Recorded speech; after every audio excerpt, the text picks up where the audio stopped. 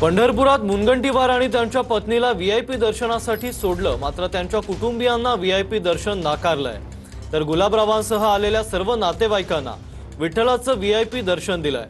मंदिरात समन्वयाचा अभाव असल्याची खंत सुधीर मुनगंटीवारांनी व्यक्त केली आहे। तर रांगेत उभं राहायला हरकत नाही, पण मंत्री असल्यानं जबाबदाऱ्या जास्त असतात। माझ्यासोबतच्या सर्वांना दर्शनासाठी सोडलं, अशी प्रतिक्रिया गुलाबराव पाटलांनी दिली आहे।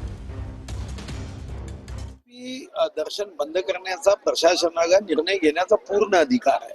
शेवटी व्यवस्था नियंत्रणात आणलीच पाहिजे। एवढाच आहे की परिस्थितीनुरूप हे करताना संबंधितांना आपण या असं निमंत्रण देता कामा नये, एवढी काळजी घेतली पाहिजे। कोणाकडून आले, पोलीस का मंदिर प्रशासन?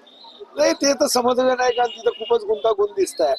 तिथे एक लक्षात आलं की समन्वयाचा थोडा अभाव आहे। महसूल असेल, बीव्हीजीचे लोक आहेत तिथं, तेही एकदम टाईट राहत आहे, तर त्याच्यामुळे समन्वयाचा अभाव आहे, बाकी शेवटी किती दर्शन घेतलं, पण या ठिकाणी साहजिक आहे, नागरिकांना या ठिकाणी दर्शन मिळालंच पाहिजे।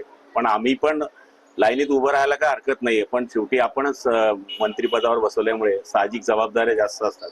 आता मी सुद्धा 12 तास प्रवास करून आलोय, उद्या आणखी मतदारसंघात जायला 12 तास लागणार आहे। तर शेवटी थोडी इच्छा नसली तरी सुद्धा दर्शन घेण्याकरता आम्हाला विनंती करावी लागते आणि ते प्रशासनालाही मान्य असते।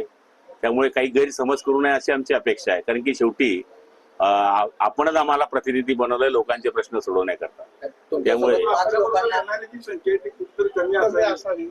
एक व्यक्तीपर्यंत लोकप्रतिनिधी किंवा मंत्री किंवा काम माझ्याबरोबर 5